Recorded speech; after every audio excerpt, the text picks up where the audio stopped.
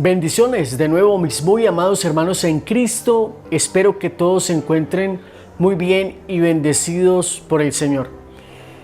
Pues en la medida en que vamos avanzando en la Semana Santa, en la Semana Mayor, queremos compartir con ustedes espiritualmente lo que significa la pasión de nuestro Señor Jesucristo. Y hoy, Viernes Santo, queremos compartir con ustedes las 7 palabras a partir de una revelación que Dios le hace a una mujer que se llama Catalina Rivas, de Cochabamba, Bolivia, que es estigmatizada y quien ha escrito varios libros, entre estos el libro del Sinaí al Calvario, una meditación de Jesús que comparte con nosotros las 7 palabras. Así es que vamos a pedirle al Señor la gracia de su Espíritu Santo para que podamos vivir este momento con amor, con el corazón, invitándoles para que no sea algo poético, para que no sea algo emocional, sino que sea una experiencia de amor, de fe y de acompañamiento a nuestro Señor Jesucristo, quien padeció por nosotros cargando con nuestros pecados. Espíritu Santo, te invocamos en el nombre del Padre, del Hijo y del Espíritu Santo para que vengas sobre nuestras vidas, sobre nuestro corazón, que tomes la vida y el corazón de cada uno de los hermanos que en este momento se conecta con nosotros para vivir este espacio de las 7 palabras, esperando, Señor, que muchos de ellos no pueden salir de sus casas por situaciones de orden público, por situaciones de enfermedad o porque simplemente se les presentó alguna dificultad, y hoy queremos compartir con ellos el sentido de tu pasión, de tu sufrimiento en la cruz, a partir de esta manifestación que tú has tenido para con esta sierva tuya, Catalina Rivas. Que el poder de tu Espíritu descienda sobre todos nosotros y nos conceda la gracia de acercarnos a ti con un corazón humilde, sincero, lleno de amor, y que esta meditación provoque en nosotros los frutos espirituales que tú has deseado al poner este trabajo, esta inspiración en esta hermana Catalina Rivas, que nosotros compartimos con amor para honra y gloria del santo nombre de nuestro Dios, y para que muchas personas salgan de ese ambiente poético de decir pobrecito Jesús cómo sufrió, para que comprendan que tú estás allí clavado en esa cruz por amor a ti, por amor a mí.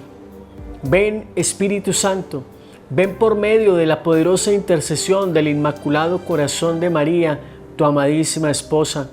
Ayúdanos a meditar en la pasión de tu Hijo Jesucristo y concédenos la gracia de poder vivir una vida conforme al corazón de Dios. Amén. Vamos a leer el prólogo antes de entrar en materia con lo que es propiamente la explicación de cada una de las 7 palabras. Quien se sumerge en el misterio de la pasión del Señor no puede evitar el sentimiento de dolor y compasión por los terribles tratos que los hombres dieron a Jesucristo como Señor y Salvador.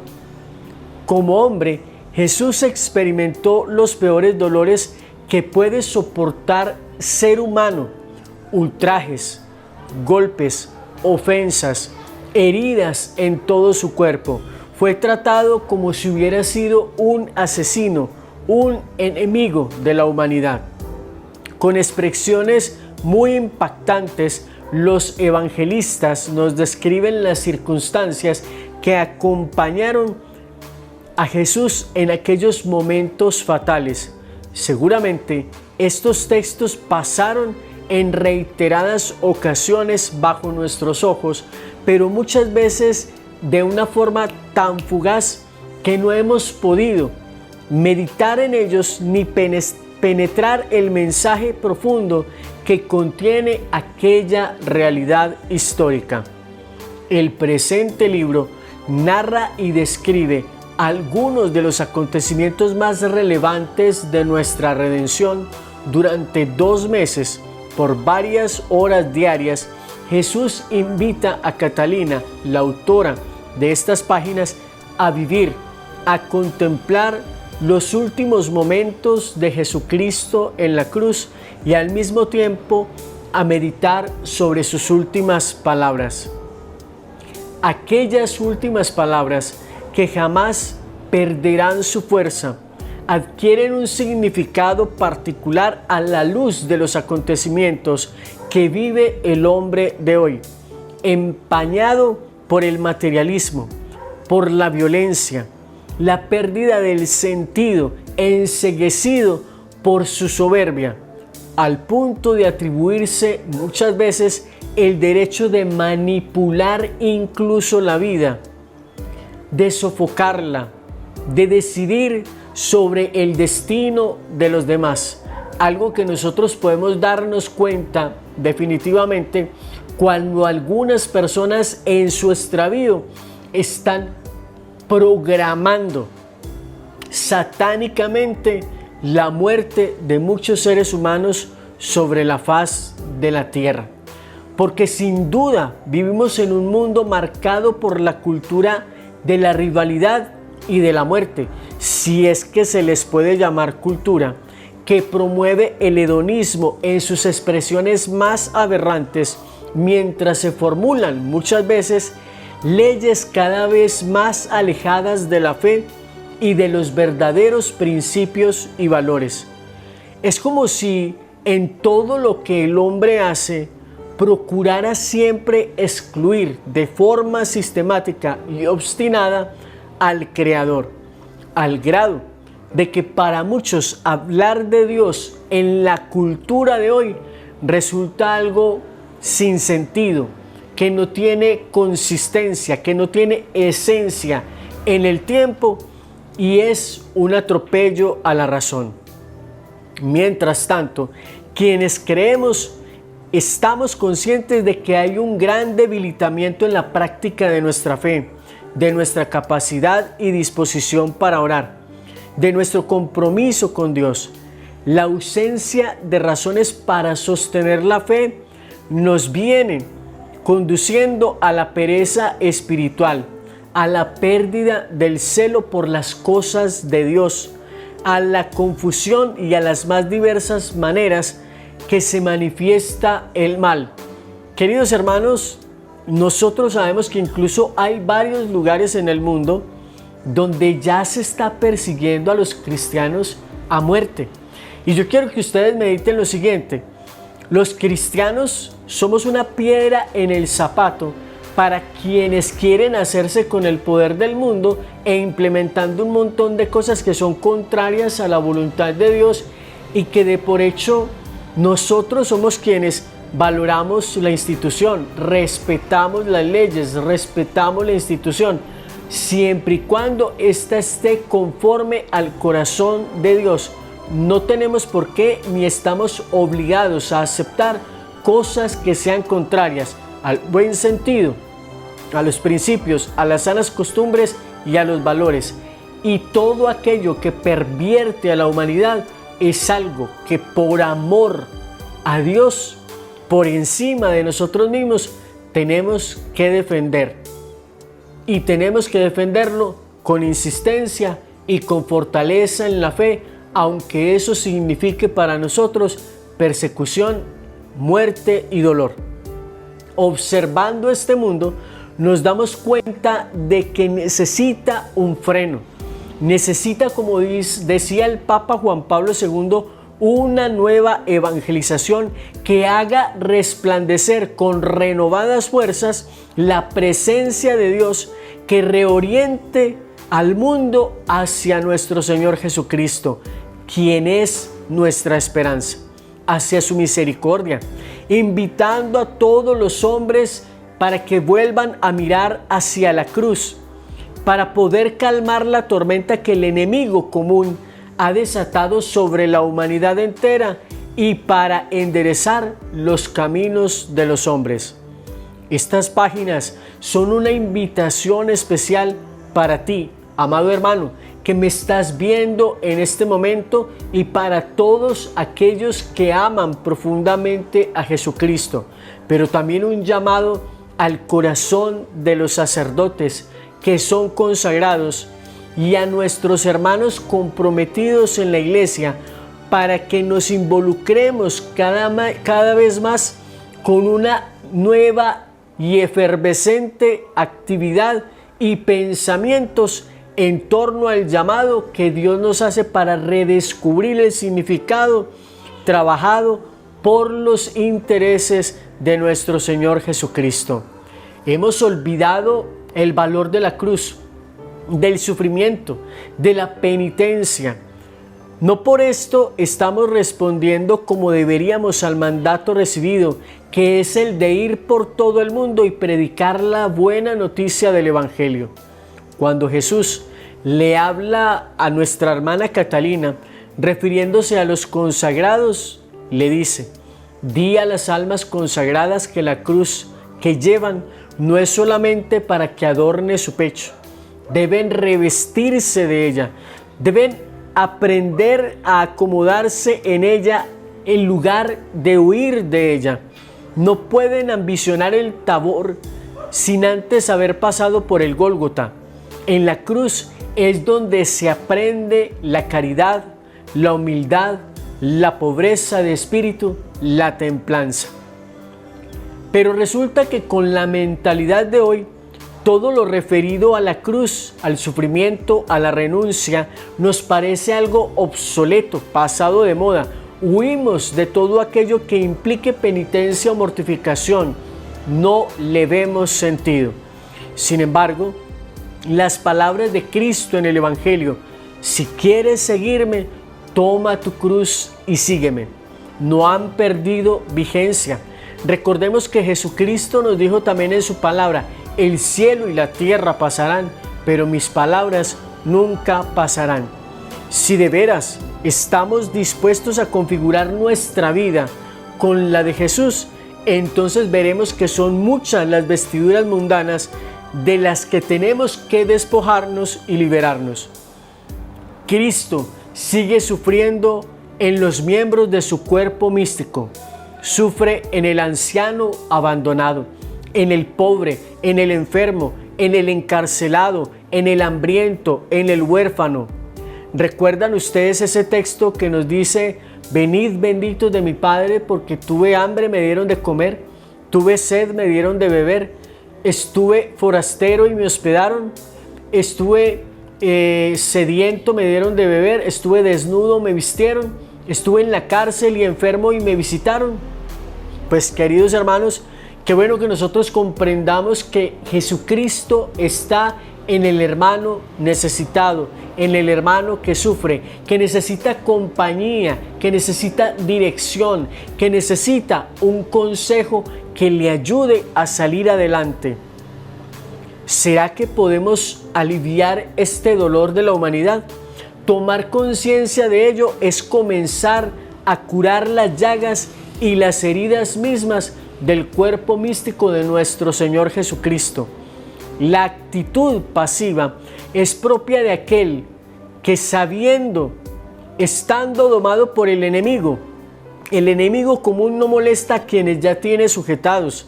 Estos de hecho niegan incluso su existencia, niegan la existencia del infierno, creen estar libres de las tentaciones porque ya todo les parece normal. Han perdido la conciencia de pecado y por ello no necesitan evangelizar. Están convencidos de que su vocación consiste, en el mejor de los casos, en amar a su prójimo como a ellos mismos, pero olvidándose de cultivar su relación personal con Dios a través de la cruz. Incluso algunas personas que hablan desde el amor, aceptando el pecado como si fuera algo normal, lo cual sabemos que no es así. Ha llegado el momento de abrir los ojos a esta realidad terrible que está diezmando a nuestra iglesia. La falta de convicciones, la ausencia de un compromiso serio, la falta de oración son síntomas que muestran claramente que nuestro enemigo no está dormido, sino que está incesantemente para arrebatar almas, poniendo mano a la obra para arrancarnos de nuestros deberes. Este texto es un grito desesperado de Jesús a la iglesia y a la humanidad para que todos reconozcamos nuestra necesidad de vivir una verdadera y profunda conversión. Día de la Inmaculada Concepción. Me insta nuestro Señor a escribir este nuevo libro, cuyo contenido está basado en todo lo que me fue revelado durante casi 2 meses y medio. Por mucho tiempo, no supe ni cómo debía comenzar a escribir este testimonio, aunque estaba segura de que lo haría en una fecha de gran importancia para la historia de nuestra salvación, y resultó ser justamente el día de la Inmaculada Concepción, cuando la Iglesia conmemora el día de aquella mujer que con su sí hizo que se cumpliera el mayor acto de la misericordia de Dios para con los hombres, la venida de nuestro Señor y Redentor al mundo. Este pequeño libro contiene nuevas enseñanzas acerca de las palabras de amor y sabiduría, de abandono a la voluntad del Padre en medio del más atroz dolor, de piedad y misericordia hacia la humanidad, de valentía y donación al hombre. Estas son las últimas horas de Jesús en la cruz y que hoy son recreadas con el objeto de que medites sobre ellas, que profundices y vivas junto a nuestro Salvador los últimos momentos de su vida como hombre, antes de retornar al Padre y enviarnos al Espíritu Santo. A ese Espíritu de Dios encomendónos guía a través de estas páginas, suplicando su asistencia y consagrándole mi pobre trabajo para que de alguna manera pueda ayudar en la salvación de muchísimas almas. Cuando llegué al Gólgota, me encontré con que acababan de crucificar a 2 reos. Gritaban, se retorcían y me inspiraban lástima. A mí, que estaba en peor condición que ellos, me había dicho el Señor al empezar mi meditación de aquel primer viernes. Pude ver cientos de personas, hombres, que iban a ser crucificados caminando lenta pero desesperadamente, gritando, blasfemando, con los ojos llenos de terror y de odio, de deseos ciegos de venganza. No iban todos juntos. Me daba cuenta de que eran escenas de distintos días y horas, pero había un común denominador en ellos. Eran todos condenados a la cruz y casi todos decían las mismas palabras y proferían similares insultos, amenazas a quienes se habían convertido en sus verdugos. En más de 3 ocasiones vi que se acercaba uno o varios soldados a alguno de estos condenados y sacando un cuchillo o espada le cortaba la lengua para que se callase, y todo aquel camino hacia la muerte se hacía aún más terrible y doloroso. Apareció entonces ante mis ojos la escena del Viernes Santo. Este condenado a muerte era distinto, golpeado 1000 veces más, herido que cualquier otro, coronado con un casco lleno de espinas, largas que destrozaban su piel, incrustándose en su carne, lleno de sangre y de polvo, afiebrado, temblando y con los ojos muy irritados por el sudor y las heridas, pero su mirada estaba llena de paz, de piedad, de tristeza, y en ciertos momentos hasta se percibía en ella alegría cuando volvía a él la certeza de que ese sufrimiento salvaría a la humanidad de la muerte eterna. Los otros insultan, maldicen, se retuercen, él calla. No sale una queja de su boca, tan solo bendiciones y palabras de perdón. Contrariamente a lo que nos dirían los valores de este mundo, podía verse claramente que él es el gran ganador, el vencedor de la muerte. Sus verdugos son los pobres instrumentos del demonio, quien junto a Judas es el gran derrotado. Primera palabra. Cuando le arrancaron la ropa, todos esperaban en absoluto silencio que aquel hombre se rebelara o que pidiera perdón, misericordia ante sus adversarios. Unos esperaban eso,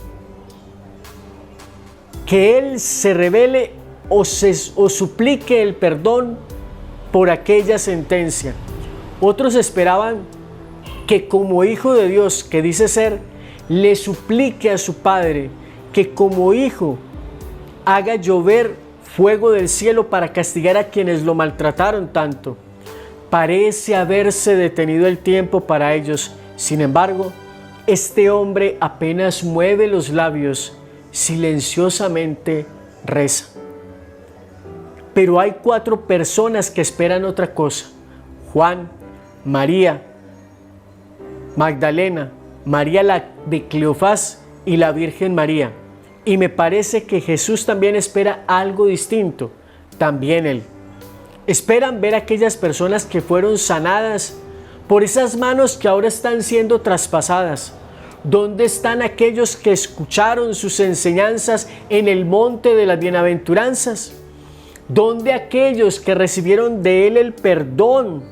¿Dónde están los hombres que convivieron con Él por casi 3 años? ¿Dónde están aquellos a quienes Él había resucitado en su cuerpo y en su alma? Lo que veo me lastima y sé que estoy lagrimeando. Entonces escuché la voz de Jesús que habló y me dijo que no había pensado únicamente en ellos, sino en toda la humanidad. Es decir, en todos y cada uno de nosotros, los de ayer, los de hoy y aquellos que a pesar de haberlo conocido y recibiendo tantos beneficios de Él, un día habrían de darle la espalda.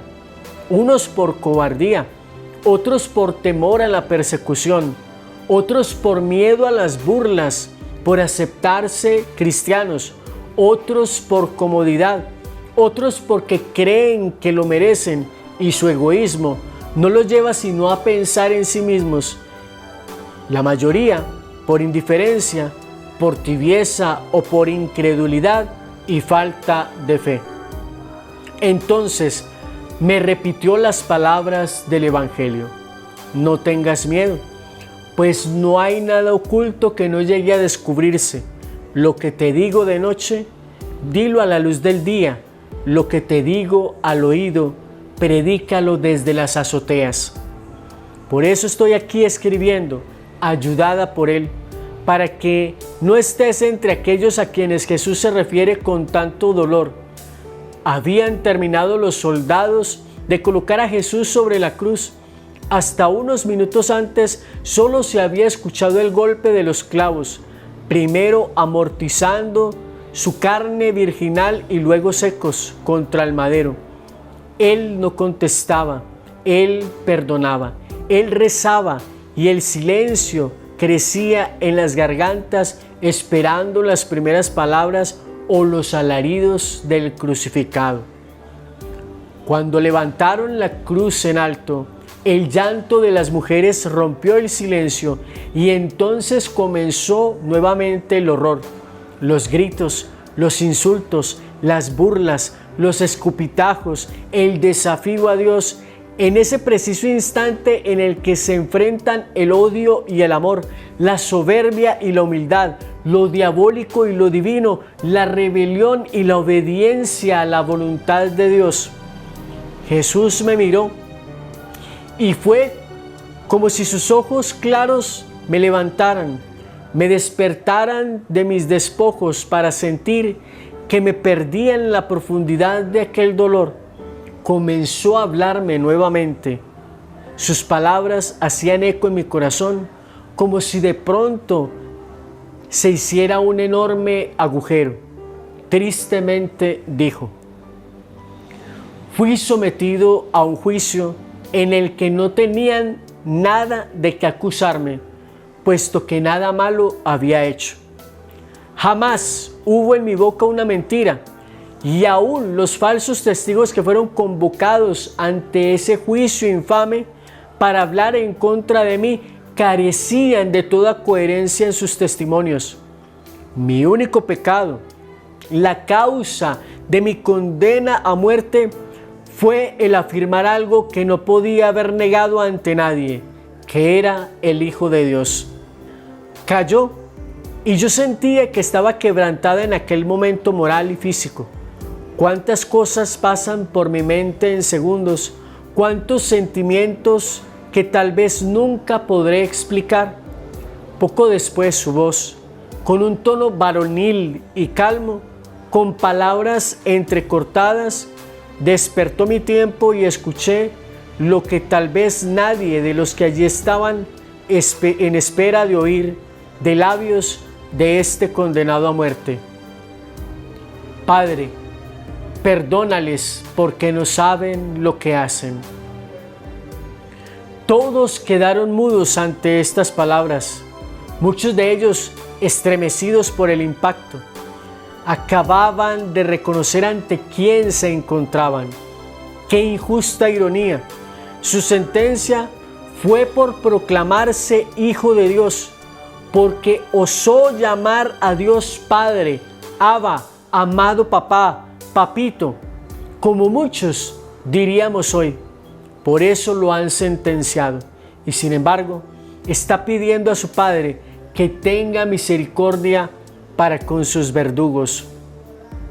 Está pidiendo que ese grave pecado no le sea tenido en cuenta por su Padre Dios, y con este acto está dejando el mejor ejemplo para todo lo que transmitió en sus años de predicación.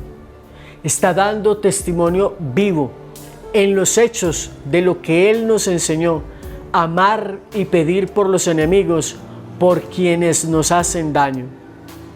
Las palabras que un día se oyeron de sus labios en el monte de las bienaventuranzas, las estaba convirtiendo en hechos ahora, en el monte llamado Gólgota o de la calavera.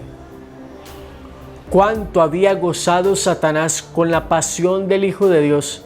Sin embargo, si antes lo había hecho reír el dolor de Jesús, ahora con estas palabras aullaba de ira, corriendo a meterse en aquellos monstruos que torturaban al Hijo del Hombre, a aquel hombre por quien el ángel malo o el diablo fue echado del cielo.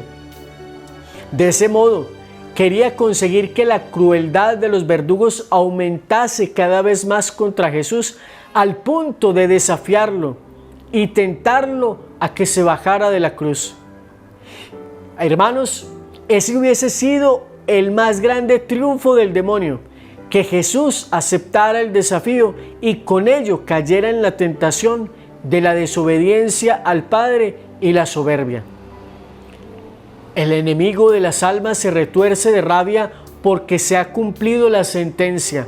El hijo de la mujer del Génesis estaba pisando su cabeza contra el suelo al ganarnos la entrada al cielo, y no con espadas ni con armas, no con tanques ni aviones de guerra, como se ganan las batallas en la tierra para justificar nuestras miserias, sino con un hombre destrozado en esa cruz.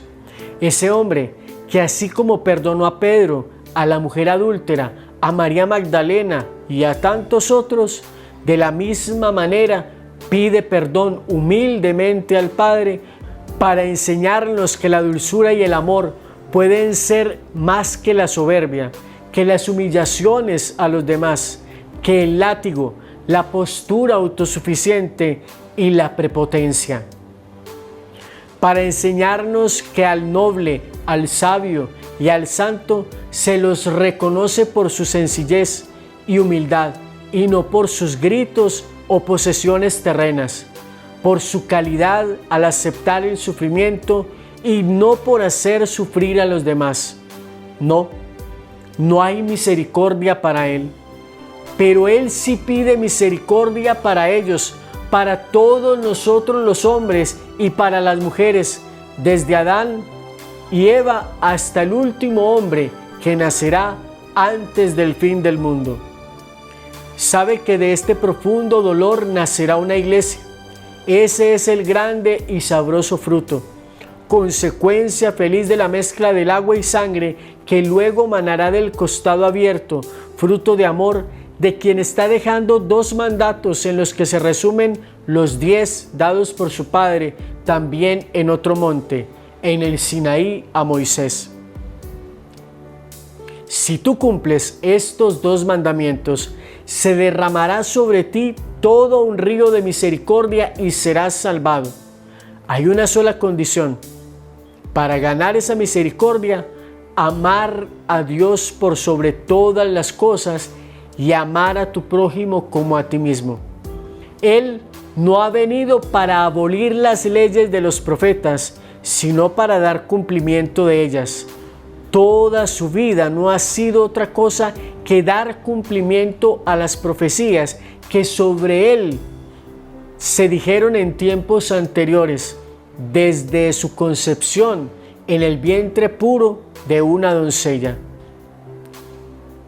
A los seres humanos nos ha costado tanto aceptar 10 reglas a cambio de tanto amor, de tantas bendiciones, del don de la vida, de la libertad de elección, que Dios mismo ha decidido encarnarse en un vientre humano para demostrarnos que sí se pueden cumplir estos mandamientos. Pero como nuestra miseria y egoísmo son tan grandes, ha dado un paso aún más grande a favor nuestro. Ha decidido simplificarnos las cosas. Nos dice: reconoce que tienes un solo Padre al que debes amar por sobre todas tus comodidades, por sobre todos tus seres queridos, por sobre todo el poder, el honor y el placer que te pueda ofrecer el mundo, y trata a los demás como si fueras tú mismo. Ámalos con el mismo amor con que te amas, no con menos. Respeta a los hombres y a las mujeres con el respeto y consideración que exiges de los demás.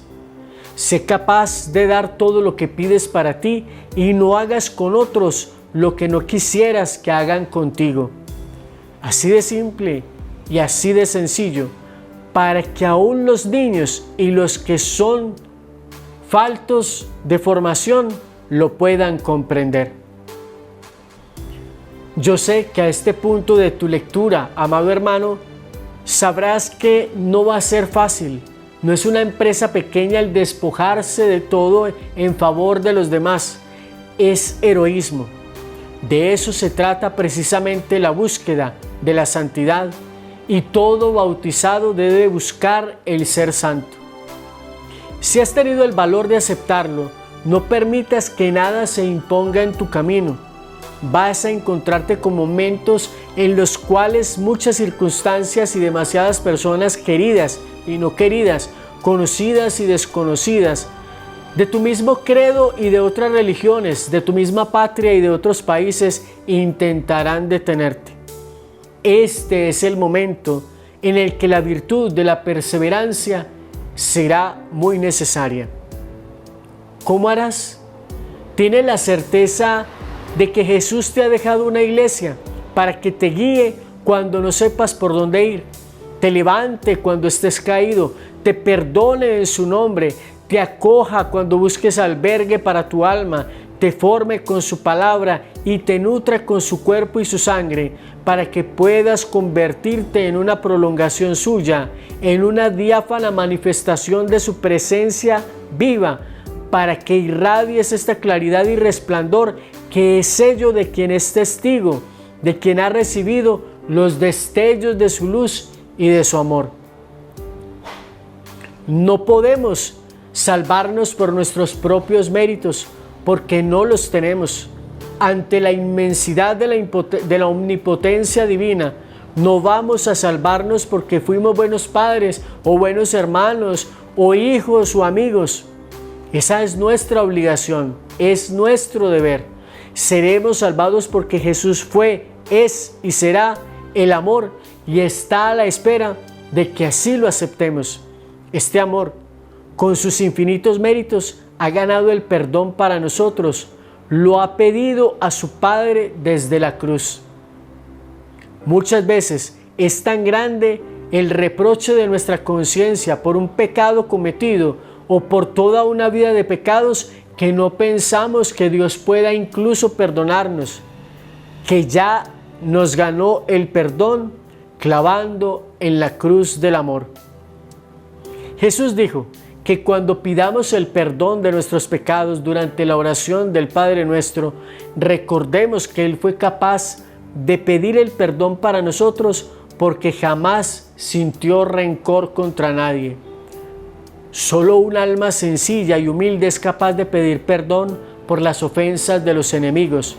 Eso requiere de mucho valor y entrega, que es la fórmula para despojarse de los bajos instintos que buscan lo ordinario, la venganza, el hundir a los otros para tratar de sobresalir o al menos salir a flote uno mismo.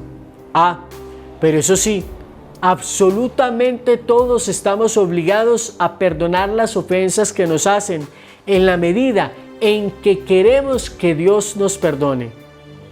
Si decimos, yo perdono pero no olvido, estoy pidiendo al Padre que haga lo mismo conmigo.